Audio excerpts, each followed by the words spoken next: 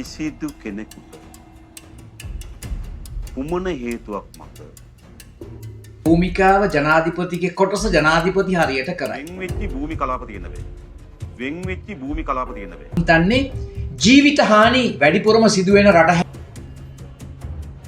රට හිතාගෙන ඉන්නනේ මේ සමහර කලාප මේ අපරාධ නීතියට යටත් නැහැ කියලා. එහෙම නැහැ.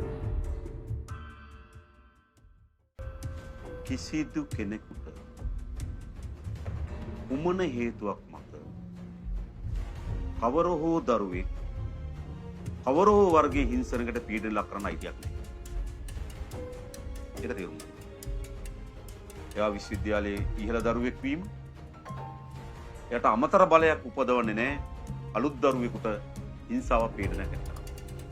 ඒක දැන් ආందోලනයේ තුඩු දීලා තිබෙනවා රැග් එකක් ගාමපති රැග් එක විසින් මේ සිවිදි හානි කරගත්ත ඒ කියන ආందోලනය.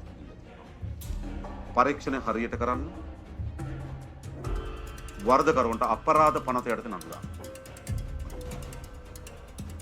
මේ අපරාධයන්ට වෙන් වෙච්ච භූමි කලාප තියෙන්න බෑ. රට හිතාගෙන ඉන්නනේ මේ සමහර කලාප මේ අපරාධ නීතියට යටත් නැහැ කියලා. එහෙම තියෙනවා. ඒක විශ්වවිද්‍යාල භූමියක්ද ඊට වඩා බලවත් භූමියක්ද ඒව අදාළ නැහැ. අපරාධ පනත යටතේ ක්‍රියාත්මක වෙනවා. මොකද මේවා යල් පැන ගියපු එක එක්තරා අවධියක වෙන යුගයක තිබුණු දේවල්. මම දන්නවා සමහර ඒවා අපිට මතකයි අපිට. අලුත් දරුවෙකුට අත තියන්නේ නේ. අත තියන්නේ. හැබැයි ඒක ඉක්මවා ගිහලා තියෙන බව අපිට වාර්තා කරනවා. දැන් මේක නතර කරන්න. ඉස්ලාම් විශ්වවිද්‍යාල පාලන අධිකාරිය මේක නතර කරගෙන සදා ප්‍රයත්න කරයි කියලා විශ්වාස කරනවා. ඕන් එක අසමත් වන්නේ නම් ආණ්ඩුව මොකද්ද කරන්න ඕන කියලා කල්පනා කරනවා. තව දුරටත් කිසිදු මම කියන්නේ විශ්වවිද්‍යාල තුල වෙන කොතනකවත් තව කෙනෙක්ගේ පරපීඩක මානසිකත්වයට තව කිසිදු දරුවෙක් යටත් වෙන්නේ. අපි විශ්වවිද්‍යාල ශිෂ්‍යයන්ගේ දේශපාලන අයිතිවාසිකම් සියල්ල ඒ ආකාරයෙන් පිළිගන්න ගම කිසිවෙක්ගේ තියෙන මානසික ව්‍යාධික පරපීඩක මානසික ව්‍යාධියට කිසි දරුවෙක් යටත් වෙන්න ඉඩ දෙන්න ඕනේ නැහැ කියන ප්‍රතිපත්තිය අපට. කතාව ඇහුවා ඒගොල්ලෝ. ඉතින් ජනාධිපතිගේ භූමිකාව ජනාධිපතිගේ කොටස ජනාධිපති හරියට කරයි. නමුත් මේ රට හදන්න මේ 2.69 ලක්ෂය හදන්න අපිටත් තියෙන වගකීමක් අඳුරගන්න ඕන. මේක හැමදාම මේ දේශපාලන ධාරාවල් වල ගැටුම තමයි අපි සමාජගත කෙරුවේ. හරිද? මාධ්‍ය අතර ගැටුම තමයි අපි අතර කතාවක් උනේ. එසේත් නැත්නම් අපි අතර දෙන පුද්ගලික ඇරියස් හොමාරු කර ගැනීමක් පමණයි මෙතන සිද්ධ වුනේ. එතනදී මෙයා පැහැදිලිව කියනවා අපරාධවලට වෙන්නුණු භූමිකාවක් මේ රටේ නැහැ කියලා. ඒ කතාව හරිම වටිනවා.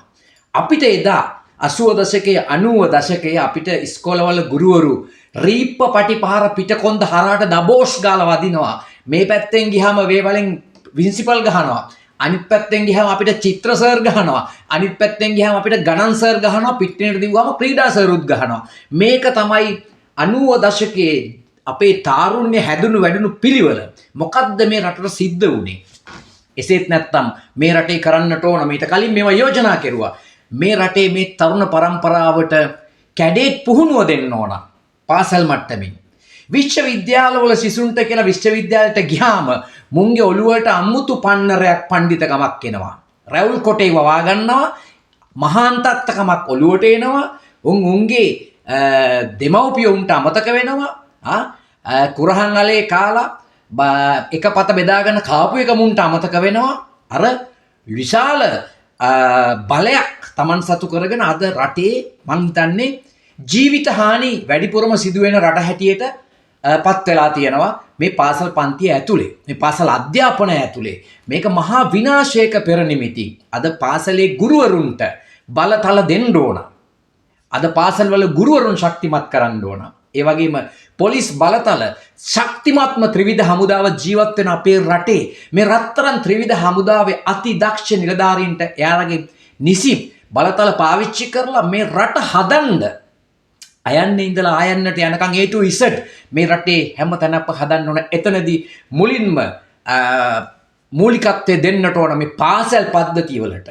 ගම්නියම් ගම්වල අති දක්ෂ ගුරුවරු ඉන්නවා. මුතුගල සර්ුයි අනිත් සර්ුයි මේ සර්ුයි විතරක් නෙමෙයි මේ රටේ දක්ෂ ටියුෂන් කාර්යෝ ටියුෂන් ගුරුවරු වෙන්නේ. ඒගොල්ලන්ට බොහොම ගෞරවයෙන් ආදරේ. ඒ කෙසේ වෙතත් අර දක්ෂ ගුරුවරුන්ට ඔවුන්ගේ රාජකාරිය කරන්නට පාර හදලා දෙන්න ඕන. උන්ට මනසට ඉඩ දෙන්න ඕන. අද මේක විකාරයක් වෙලා තියෙන්නේ මේ රට. ජනාධිපතිවරයාගේ කොටස කරයි අපි අපේ කොටස කරමු. ආණ්ඩුවක් දුන්නා එයා ගත්තු ආණ්ඩුව අරගෙන ඒ නිසි බලතල යොදවලා මේ රට හදන්න ඕන. මේ රට නිවැරදි තැනට ගේන්න ඕන. ඉතින් අපි බලමු මොකද්ද සිද්ධ වෙන්නේ කියලා. නුවන් දඹගේ YouTube channel එක subscribe කරලා යාළුවන්ටත් මේ පණිවිඩය ලබා දෙන්න. ඔබට සුබ අනාගතයක්. මම නුවන් දඹගේ.